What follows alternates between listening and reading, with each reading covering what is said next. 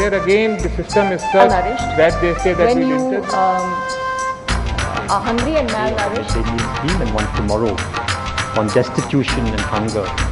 Because you are not keeping the nutrition norm constant. Now I'm sure, ladies and gentlemen, if you scratch your head, you will realize that the country absented himself from the parliament.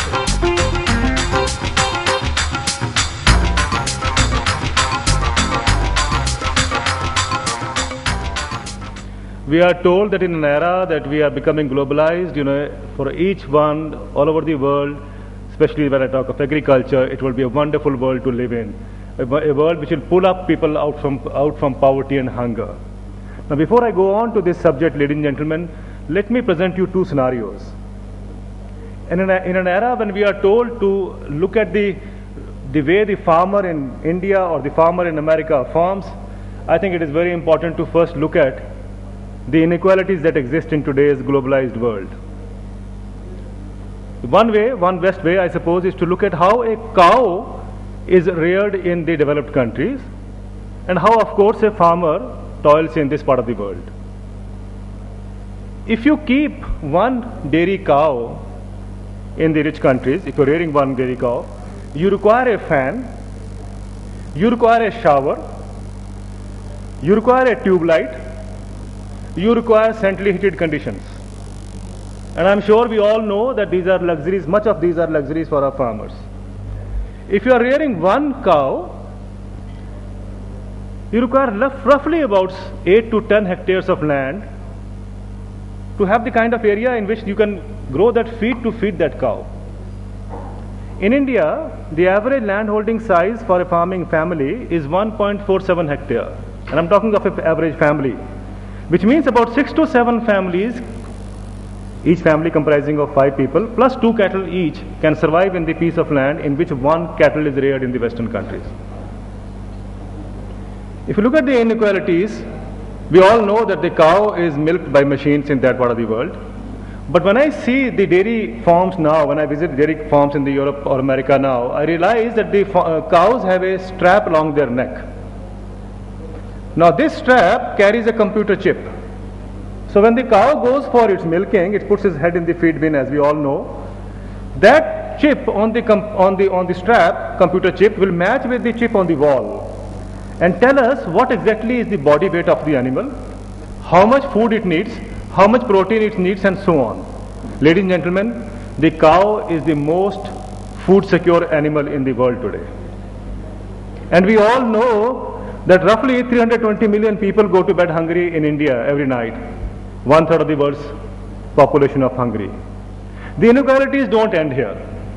If you look at the subsidies one cow gets in Europe or America, and when I first wrote about this issue, I never realized it will hit the sensibilities globally.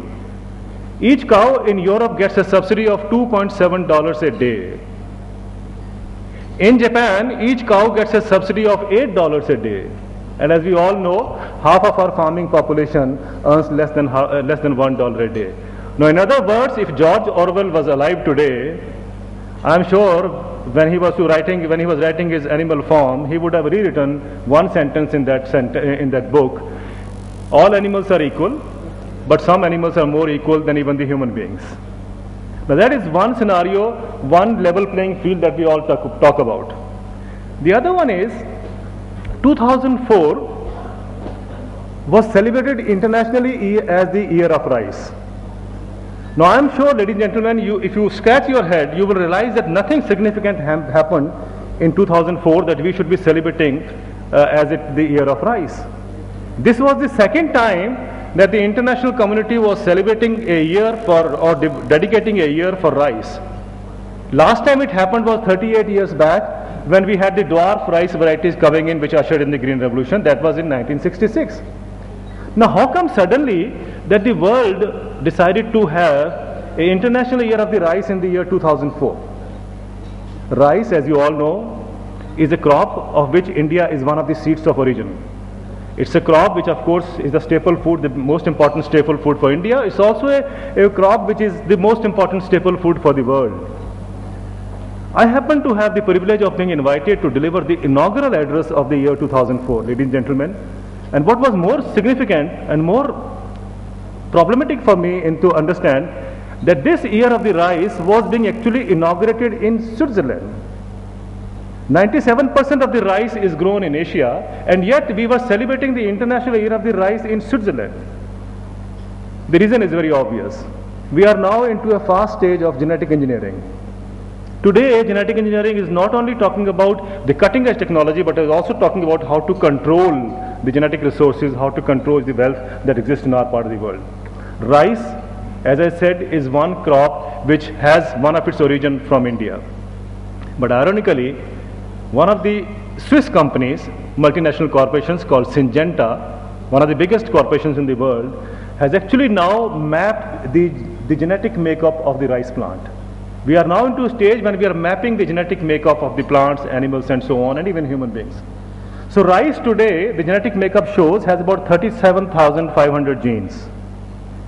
Now Syngenta Corporation has mapped 99.5% of the rice genome.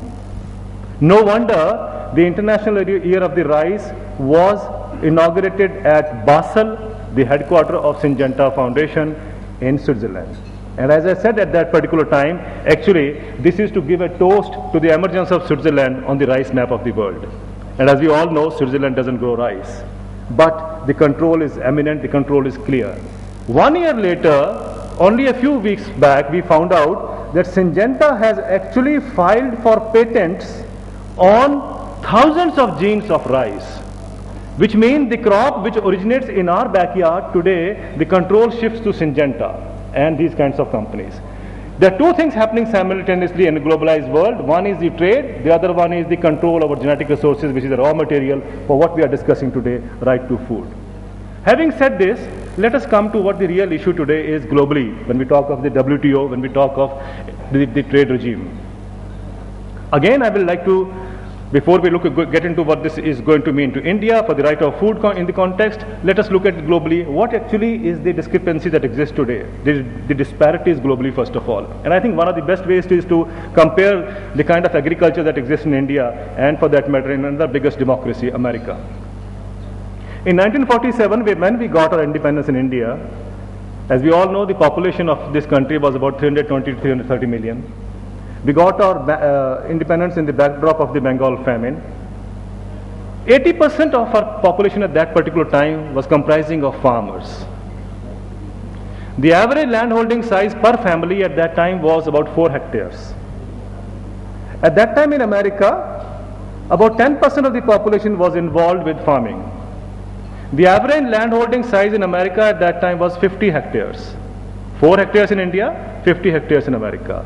Now 57 years later, what happens is just a contrast. In India, the number of farmers today is 600 million. Every 4th farmer in the world today is an Indian. And when I say 600 million, I'm talking of 110 million farm landholdings plus their families. As I said earlier, the per capita landholdings, the per family landholding size in India or the per family farm size in India has come down to 1.47 hectare. In America, on the other hand, the number of the landholding size has increased to 200 hectares. We did a survey in the year 2004 to find out what exactly is the number of farmers. Today, in 2004, America had 700,000 farmers left. In 2002, 2 years before that, they had 900,000 farmers left. In fact, there are more people in American jails today than on the American farm. There are 2.1 million people in American jails and only 700,000 people left on the American farms. In fact, it's very interesting. America, like India, has its census every 10 years. And America's last census was in the year 2000. For the first time in history, America did not count the number of farmers because the number of farmers has come down to such a low level, which means farmer as a community now disappears in America. Ladies and gentlemen, when we talk of agriculture, when America talks of agriculture, it talks about corporations.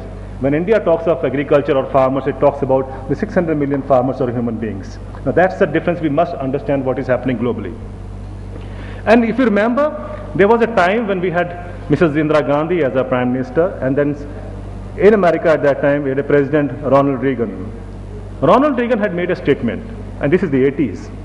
He said, and I quote, he said, if America cannot find a market for its agriculture produce, the American economy would collapse under its own weight, artificial weight of agricultural subsidies. No wonder the world immediately brought in agriculture in the WTO regime, and we know that WTO for the first time was introduced in the agriculture was first time introduced in the WTO regime. Why? Because we were actually solving the problem of overproduction in America or in European Union. Now let us look at what exactly it means when we talk of subsidies. For a few million farmers on either side of the Atlantic, the world today provides $1 billion of subsidies every day. For 600 million farmers in India, we provide a corresponding subsidy of $1 billion a year. And as we all know, in India, these subsidies are only input subsidies. They are not as a price support or income support to the farmers. These are cheaper fertilizer, cheaper food, cheaper electricity, cheaper water to the farmers. In America, on the other hand, or in European Union, a farmer gets subsidy sitting at home. I know of cases where farmers get subsidy for not growing anything. There are ample subsidies in America and European Union. If you are a young person wanting to get into agriculture, you get a subsidy. If you have a piece of land, you get a subsidy. If you keep a cow, you get a subsidy. If you keep a pig, you get a subsidy. If you keep a horse, you get a subsidy. If you of course grow crops, you get subsidy. If you set aside or don't grow your crop in a portion of land, you again get subsidy. And ultimately, if you want to retire, hang on your boots at the age of 55, you still get subsidy. All this means that the farmers of Europe and America are actually insulated from what is happening globally. They are not impacted. Whatever happens globally, their income is secured. Now, if you look at the subsidy in America, when President George Bush first took over, and as we normally blame our Indian politicians for being always using the public exchequer for mere political gains, but look at George Bush, what he did. He needed 2 seats in the American Senate.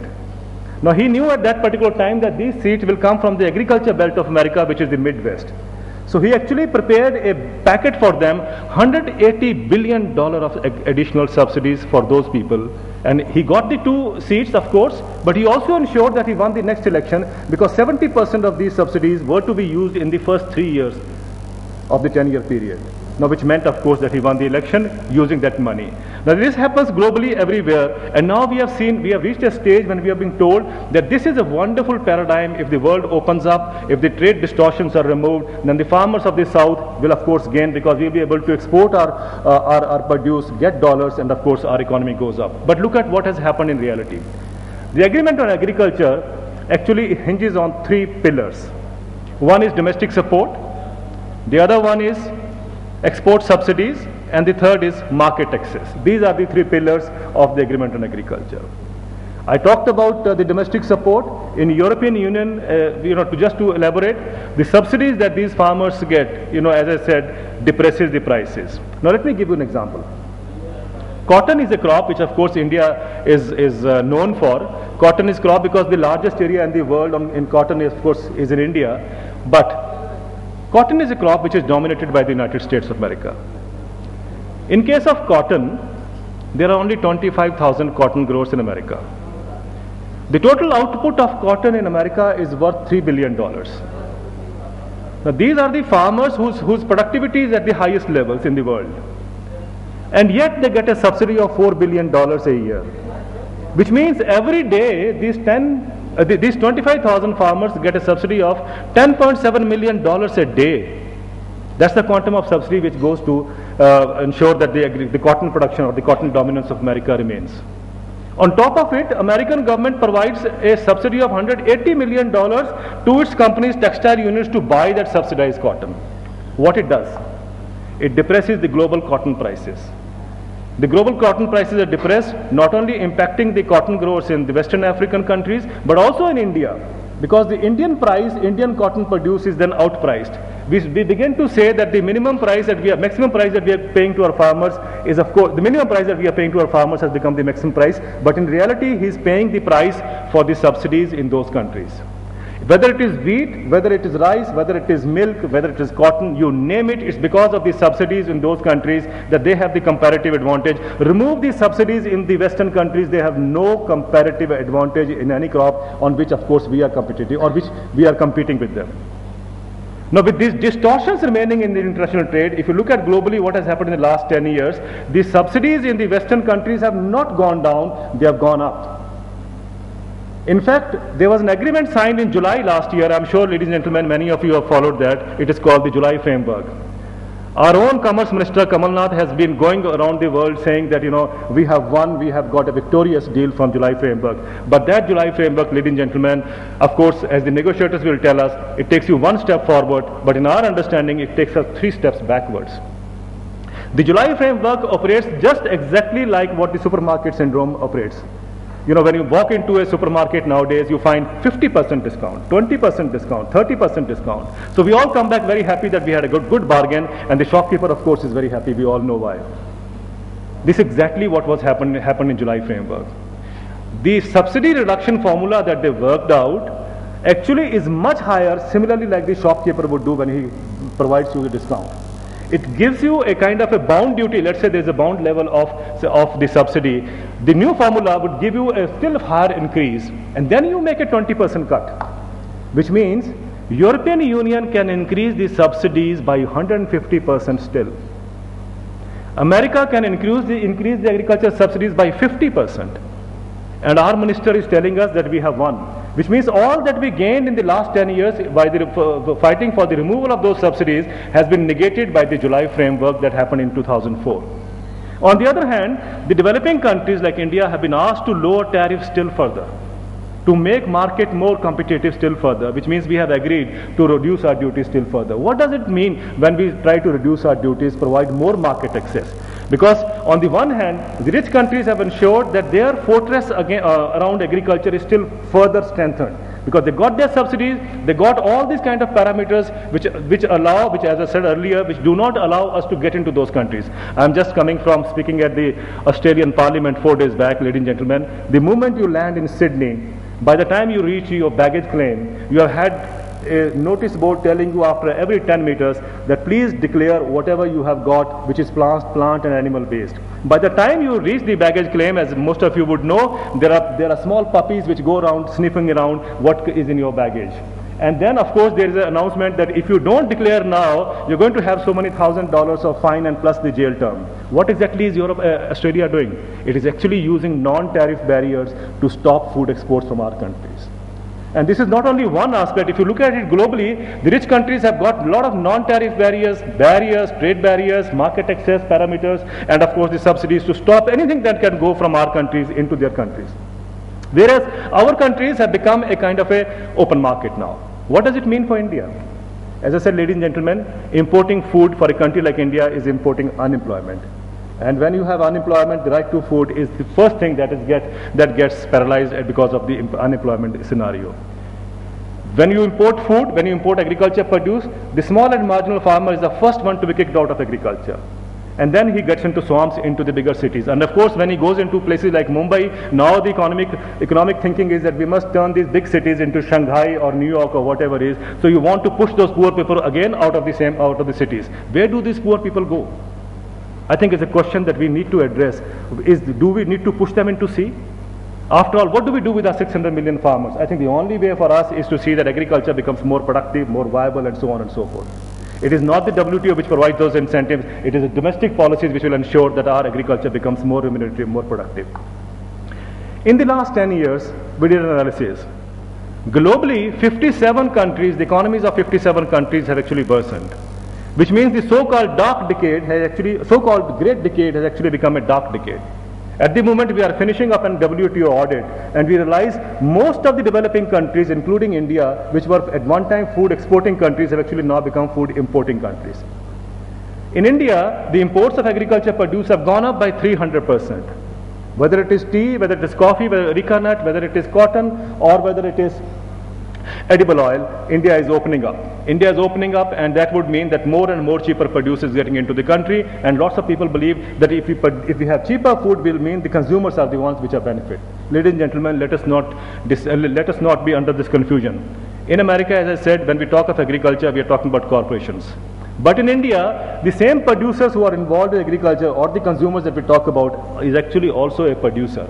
If these 600 million people do not have the money in their hands, as was shown earlier also, they cannot buy. And that's one of the problems that Right to Food enshrines or is fighting for. Now, which the right is being taken away by the international obligation that we have. And it doesn't stop here. the public distribution system also has to be dismantled in the days to come. There is a lot of effort on India, a lot of pressure on India to start dismantling the public distribution system, because WTO says very clearly that if you are providing a public distribution system, it actually adds on to your subsidy structure, and there is a limit to the subsidies that we can provide. Now, this is not something that we haven't enshrined. You know, when Mr. Atal Bihari Vajpayee was the Prime Minister, he made an attempt, if you remember. The one way, in India, of course, as we know, one of those famous ads that we see on TV, Govinda used to have this, Jor ka jhatka, dheere se. And if you, of course, if you suddenly remove the PDS, the governments are going to crash. So you do it very slowly in a subtle manner. So Mr. Vajpayee tried to do his best. What do? You actually decentralize public distribution system. The idea was that, you know, the states which produce this surplus should manage their own food surplus. The times have gone when we were at one time very happy that the Punjab farmers are the nation's hero because they are feeding the country. But today we are saying, even if they produce 50% surplus, it is the state which to take care of that surplus, which means you actually want to dismantle the public distribution system. Now that's what he tried. He failed because there was a political uproar which said, no, this can't be done. This government also is trying to go on the same lines, decentralizing public distribution system, and in days to come, this is going to be a huge problem. On the one hand, we are trying to defend the right to food. On the other hand, we are dismantling all those parameters which heavily help to ensure right to food. And this is what the WTO wants. And to keep it, you know, just to see that India wants to keep that obligation or wants to keep that privilege of ensuring the public distribution system, you have to sacrifice somewhere else. So under the WTO, there is pressure on India to open up on Singapore issues, on investment issues, if it wants to keep the public distribution intact. So these are the kinds of trade-offs that are taking place. You know, you have to lose one to gain one. But the problem is, what do you do when you lose on agriculture? Ladies and gentlemen, this is one part of the story. I talked also about the rice part. We are into a very strange world. Again, let's make a comparison here, and again make a comparison between the two biggest democracies. America, the biggest democracy, is home or can claim that it has got the claims of sovereignty over just 5 plant species and 3 animal species. 5 plant species include safflower as the most important crop. Among the animal species, the swine is the most important animal. America can say it belongs to them. 5 plant species and 3 animal species. On the other hand, India is a mega diversity area, as we know. We have 45,000 plant species and 81,000 animal species in India, out of which 7,000 plant species are endemic, which means they belong to us, they are native to us. 7,000 plant species and 5 plant species, and I'm sure you'll agree, you can't have a superpower on 5 plant species. So what do? You collect legally, illegally, misappropriate genetic resources all over the world, and that is what they have done remarkably well. The US Department of Agriculture today has the largest collection of plant germplasm in the world, which has no control, global control over it, and this is 600,000 plant accessions that lie in America today, and this is outside any other control of what is called as the Convention on Biological Diversity. So they have ensured they got the raw material, they got the new technology, genetic engineering, they got the money, but exactly what they don't know is what to do with these plant species. After all, you cannot start analyzing every plant, finding out the chemical composition and so on. You will end up paying billions of dollars, still you will not know. So what is the basic way of doing it, or basic way of getting that information out? Is of course to go to those people who live with those plants. Now these communities had what is called as traditional knowledge, folk knowledge, or community knowledge, as we all know. So what America is doing today is very cleverly, they are saying traditional knowledge is lost to posterity if we don't document it. Ladies and gentlemen, there is an effort going on in India, in all developing countries, to document traditional knowledge. And who is beneficiary of this documentation? Of course, the companies which require those plant species. They have the plant species, they want this knowledge, and once you get the knowledge, you know what these plants were used for, then you can genetically do all the manipulations and give it back with the intellectual property rights to us. It is not only basmati rice, it's not only few other plant species that we know of, ladies and gentlemen. There are ample cases where patents have been drawn on what all we know, already gone away from our hands. CSIR did an analysis in India. It said, let's try to look at the database that American Patent Office has. The database, interestingly, they found out that out of the 4,000 plant-based patents that America had granted, 48% belonged to the plant species which existed in India for which traditional knowledge was known. But can you go on questioning each of the patent? This is what they say. You know, this is used because this is very essential for us to know this or document this tradition, because this is what we can use to fight those patents.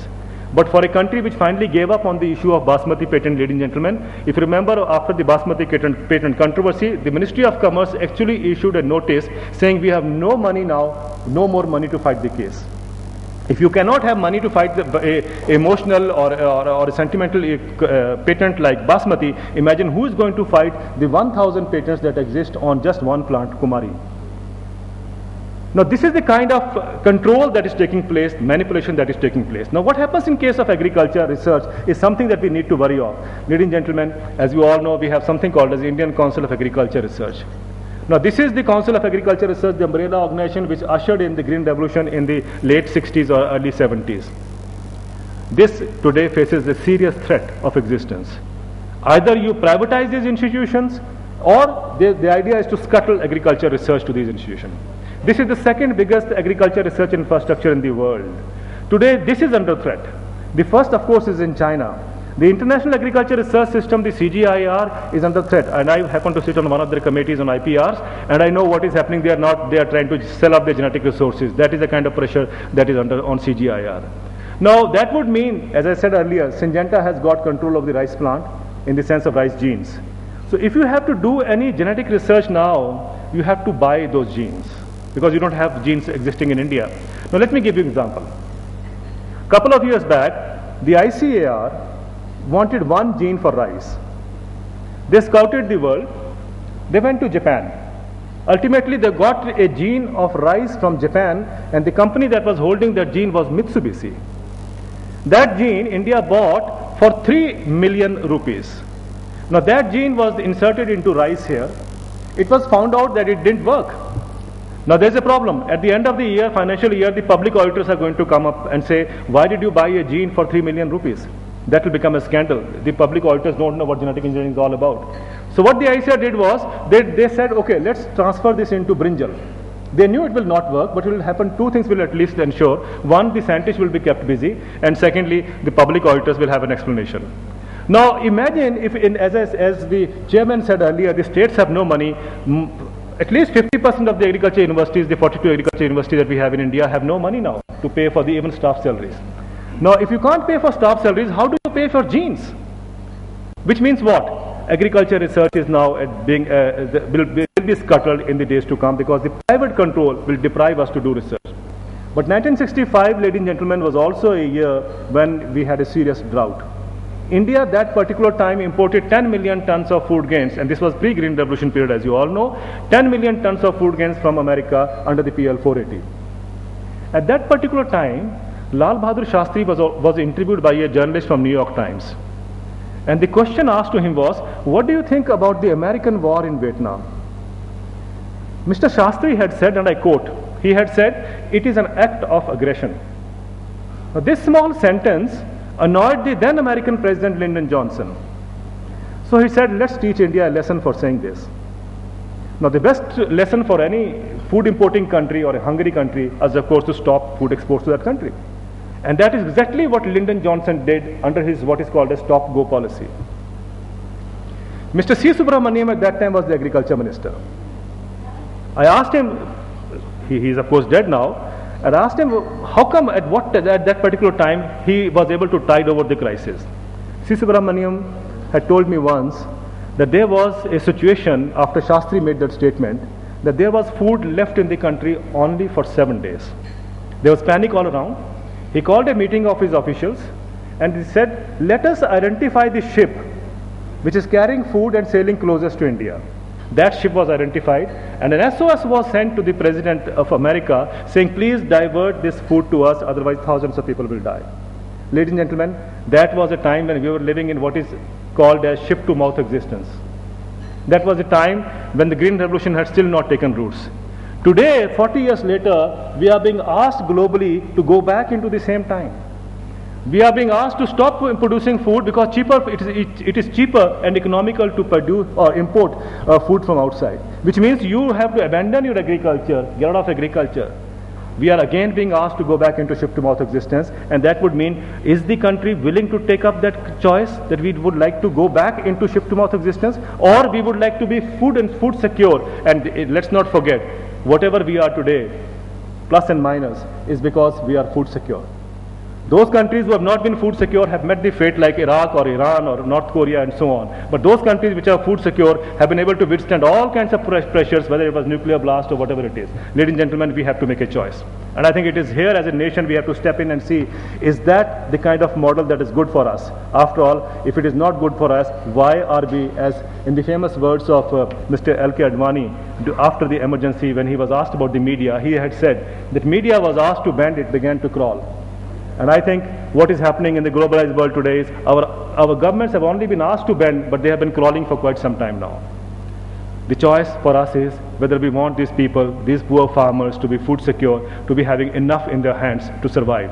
And I think that is something which, as to this august house, I'd like to make it very clear. There is no option for us. We have to ensure that these people produce food for themselves and for the nation. But unfortunately today, the farmers have become a burden. The farmers have become a burden all over the world now, whether it's America, European Union or India. Nobody likes farmers. We somehow tend to believe that, having farmers mean you give them all the kinds of freebies and so on and so forth. Ladies and gentlemen, this is unfortunate. If you look at the subsidies the industries get, nobody wants to even talk about it. But if you get a subsidy, if you provide a subsidy for agriculture, it looks as if the farmer is being doled out with the state exchequer, which is not true. The reality is these farmers have produced an output which this country's political, social as well as economic wealth, that is what they require. The industries can wait, but as Jawaharlal Nehru said in the year 1955, speaking from the ramparts of the Red Fort, he had said, it is very humiliating for any country to import food. And I thought Jawaharlal Nehru would of course know that as head of state, and he said, everything else can wait, but not agriculture. Thank you very much.